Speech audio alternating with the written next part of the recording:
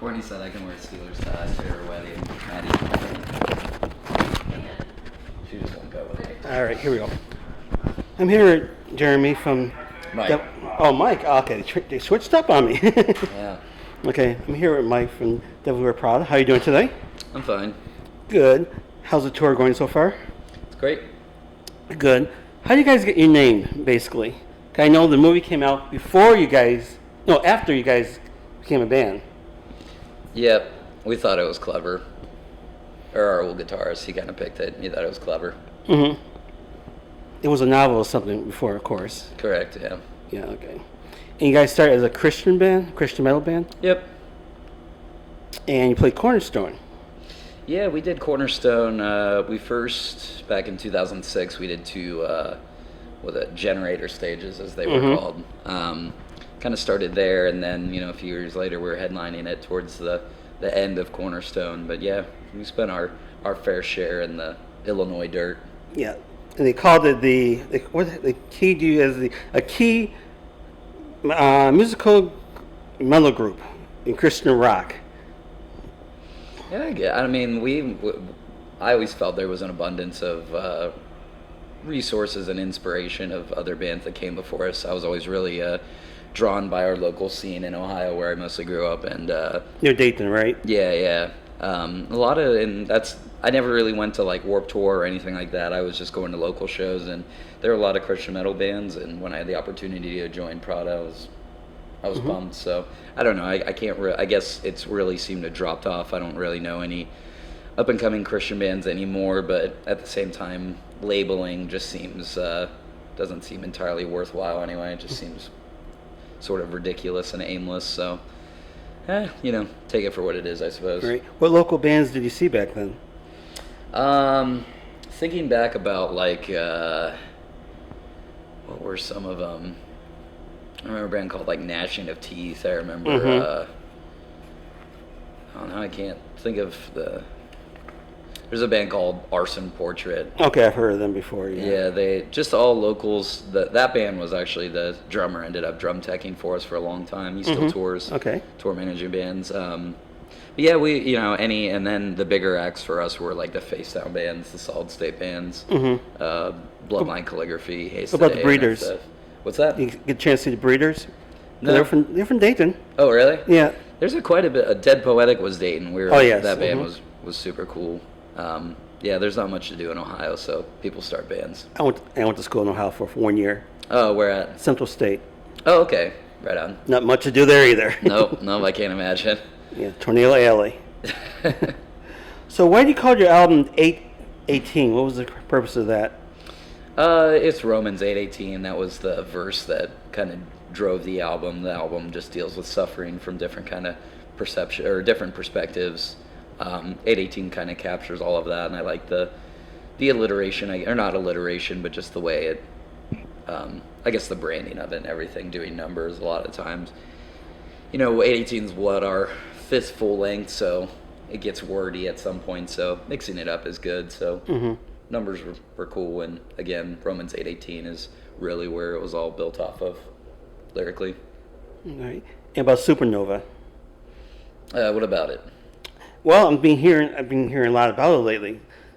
One thing I heard was it's supposed to be on your new album, and you're kind of like premiering and walking around now, kind of. Yeah. We have our new EP comes out in August, the Space EP, which is kind of like the follow-up to Zombie as far as our conceptual work. It's a little more lighthearted. It's not as, just going off of a theme. I think has that automatic tendency.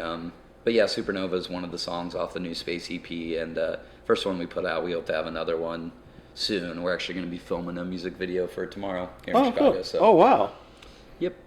Downtown or in the burbs or? West Side-ish. Not too far from me. I live up in Logan Square, so a little west of that, I'm told. So yeah, it's going to be a. Can you tell me what the theme of the video?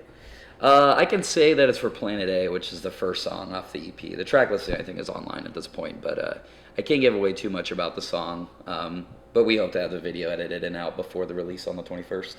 That's quick. That's real quick. No, August 21st, not Oh, July. okay. So yeah, hopefully a week or two before that is what we're shooting for. And what production company is doing the video for you? We're working with a gentleman named Casey. Casey Pierce, I want to say. I can't think of his last name. I had a lot of conversations with our management, and we were going with looking into a lot of different directors and trying to sort things out. And I had, when I was speaking with our manager, I had mentioned this video that I had seen by an artist called Torres for her song Sprinter. And I really liked it, and really that was the only video that's kind of Stuck out. Yeah, stuck out to me, exactly, as of late. So I told that to our manager, and then he actually tracked him down, and I had a phone call with him on, I think it was Monday or Tuesday, and we talked about his ideas and laid out the treatment. And I think it's going to be, I think it's going to feel a little bit different, and it's just, it's exhausting watching metalcore videos. It's all the same stupid shots, these slow motion shots of cymbals and bass strings vibrating, and it's just bullshit in my opinion. So we're going to try to avoid that, and I think Casey's got the right eye to execute that. And I was watching some of it. Was it you guys or someone else? They had the video, then they had like a breakdown where they had 4 screens of the band playing through the whole song, so you could just concentrate on the one player if you wanted to. Wasn't us, Okay. or at least not that I know of. I don't know. It was a Victory Record thing, so I don't remember. Oh yeah, definitely wasn't us then. So what do you see yourself in the future, next couple of years? Through the end of the year, we're just going to be working with the Space EP, hopefully doing some shows around. We're up at Riot Fest in September. Okay, good. Which will be cool. Hopefully I'll be there. Yeah. 10-year anniversary is in October, so we're going to try to do some shows around then, hopefully in Ohio where we started. Makes sense. And then hopefully we've been talking a lot about that, hopefully getting into the studio for the next full length sometime next year. I would like to wait until more spring, early summer, but we might be there a little earlier depending on touring and whatnot. But yeah, more writing coming up, spending time with the Space EP and finishing things up with the Mayhem tour. Well, sounds good. Well, thank you for talking to me tonight, and hopefully your tour comes out successful, as it always does. Yeah, you know. Mayhem does a good tour. It is fantastic. I love being a part of this tour. Yeah, Marie does a great job with it. Yeah. And when's your next stop? We actually have 2 days off. Again, tomorrow we're going to be filming a video. I actually get to spend the 2 days at home and then fly into Toronto, God willing, Wednesday morning, play Toronto, and then chug our way through New England, New York, New Jersey, and all that good stuff. By the way, when you go to Canada, what do you tell the border? You're going there to play or going to visit? Or Yeah, well, we're legit. We're legit. Okay. I don't know if we were so legit in the early years, but yeah, you know, no drugs to hide for us or anything, so we're you had good. to bring work papers with you?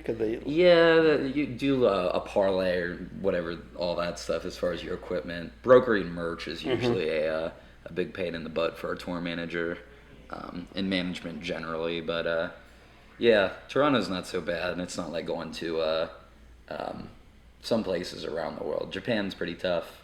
Australia, New Zealand is a lot of paperwork, but Toronto's easier. You know, it's just there. And it's close. It's close to home. Yes, sir. And if it doesn't work out, you can just turn around and go back home. Yeah, that's true. If we ever get denied, hopefully not. Hopefully not. Well, good luck. Thanks, and man. thank you very much. Yep. Thank you.